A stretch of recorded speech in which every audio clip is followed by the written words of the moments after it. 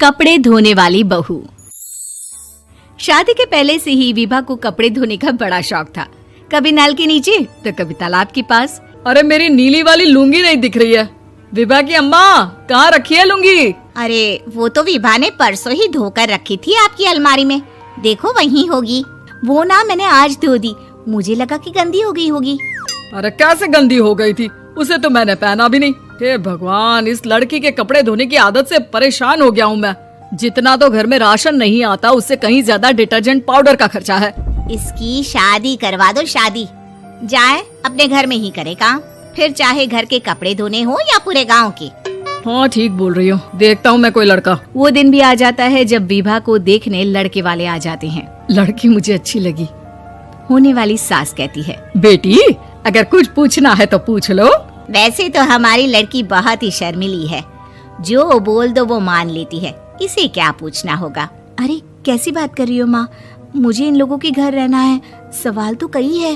हाँ हाँ बेटा, पूछ लो ना, क्या पूछना है। आप लोगों के घर कपड़े कौन धोता है? सास का मुंह बन जाता है। देखो, अगर तुम ये कहना चाहती हो कि तुम्हें कपड़े धोने नहीं आते तो सुन लो, कपड़े मैं ही धोती हूँ, लेकिन तुम्हारे आ जाने के बाद मैं रुमाल तक नहीं धोऊंगी। अरे चुप रहना भाग्यवान, बहू बेचारी घर आई नहीं, उसे डराना शुरू कर दिया। वो क्या है ना बिटिया, अभी तक तो ये कल्लू की माँ ही धोती थी, लेकिन अब तुम्हारे पापा तो दहेज में वॉशिंग मशीन देंगे ही। तभी विभा की माँ बोल पड़ती है, सवाल भी पूछा तो क्या। वैसे भाई साहब, मशीन की तो फिर भी कपड़े धोने की कैपेसिटी होती है, मतलब जो बिटिया दे रहे हैं ना विभा, इसे कपड़े धोने का बहुत शौक है। ये आप लोगों के क्या, आस पड़ोस गांव मोहल्ले सबके कपड़े धो दे और उफ तक ना करे। बाहर देखा नहीं आपने कितने कपड़े सूख रहे हैं, सब हमारी बिटिया ने ही तो धोए हैं। बस भी करो ना माँ, शर्म आ रही इतनी तारीफ सुनकर।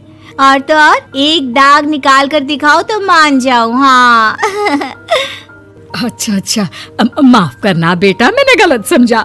हमें तो रिश्ता बहुत पसंद है। और ऐसे जुड़ जाता है रिश्ता कपड़े धोने का शौक रखने वाली विभा का। उसकी शादी हो जाती है कोयला फैक्ट्री में काम करने वाले कल्लू के साथ। शादी के बाद अचानक विभा चिल्लाती हुई सास के पास आती है। सासू माँ, अरे सासू माँ कहाँ है आप?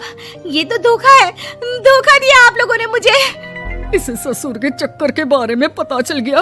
अरे तो उसमें तुझे क्यों धोखा मिला है? अरे नल में पानी नहीं आता, कपड़े कैसे कब धुलेंगे? अच्छा अच्छा, तू पानी नहीं आ रहा उसकी बात कर रही है। तो आपने क्या सोचा? कुछ नहीं।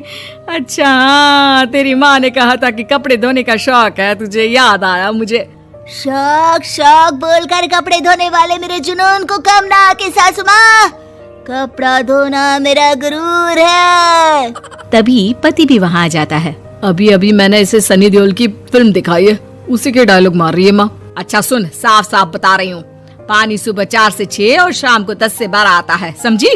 विभा टाइमिंग सुनकर हैरान हो जाती है। ये क्या भूतों का मोहल्ला है? सुबह 4 बजे उठकर कौन कपड़े धोता है? 4 बजे टंकी में पानी जाता है, फिर सारा दिन धोना ना, किसने मना किया? अरे कैसी बात कर रही हैं? 200 लीटर की टंकी में कितने कपड़े धो लूंगी मैं, सुबह ही उठ जाऊंगी मैं। अब क्या था, विभा सुबह 4 से लेकर रात के 12 बजे तक कपड़े ही धोती रहती। एक रोज सास पड़ोस से निकलकर कहीं जा रही होती है कि साथ वाली कहती है, हाँ कल्लू की माँ, जरा ये बताओ कि 2 साड़ी है, 2 ब्लाउज और एक पेटीकोट और एक नाड़े वाला लंबा कच्छा। हाँ तो? अरे तो क्या, कितना लोगी धुलाई ये बताओ। धोबन दिख रहे हैं हम क्या? हमारे पति सरकारी नौकरी से अभी अभी रिटायर हुए हैं और बेटा सुपरवाइजर है कोयला फैक्ट्री में। धोबन समझ रखा है हमें। हाय रे कल्लू की अम्मा, माफ कर दो, वो तो मोहल्ले में यही सब बता रहे थे कि तुमने बहू को कपड़ा धुलवाने के काम में लगा दिया है। सास को पड़ोसन की बात सुनकर गुस्सा आ जाता है। वो घर पहुंचती है जहां घर के बाहर ही इतने सारे कपड़े सूख रहे होते हैं जितने कि किसी धोबन के घर पर। अरे ओ कल्लू की दुल्हन, बाहर निकल। माँ जी यहीं आ जाओ, बाथरूम में चादर धो रहे हैं हम। अरे अभी हम धोते हैं, तुमको बाहर निकलो। ये आस पड़ोस वाले बोल रहे हैं कि हम बहू से कपड़े धुलवा धुलवा कर उसे कपड़ा धोने वाली बना दिए हैं। अरे छोड़ो ना माँ जी, किन लोगों की बातों में आती हो? आस पास के लोगों का तो काम ही होता है कि वो किसी तरह सास बहू को लड़ा दे। बहू सारे घर के कपड़े धोती है, ये क्या कम है? बोलिए। सास को भी लग जाता है कि वो बहू का ये सनकीपन नहीं छुड़वा सकती, इससे अच्छा है कि खुद ही चुप हो जाए। एक रोज सास और बहू मंदिर जाते हैं, जहाँ सास की साड़ी वहाँ खड़ी भीख मांगने वाली से मिलती है। माँ जी क्या बात है, आप आपकी साड़ी उस भिखारन से कितनी मिल रही है ना?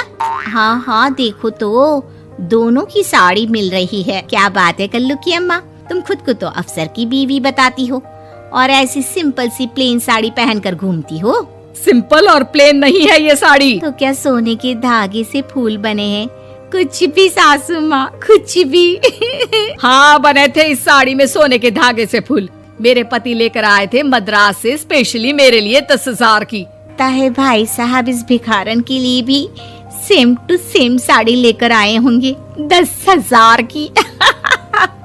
सास उस वक्त तो कुछ नहीं कहती, लेकिन बहू के साथ घर आती है और अलमारी से एल्बम निकाल कर लाती है। ये साड़ी देख रही है, ये वही साड़ी है जिसे मैंने अभी पहना था।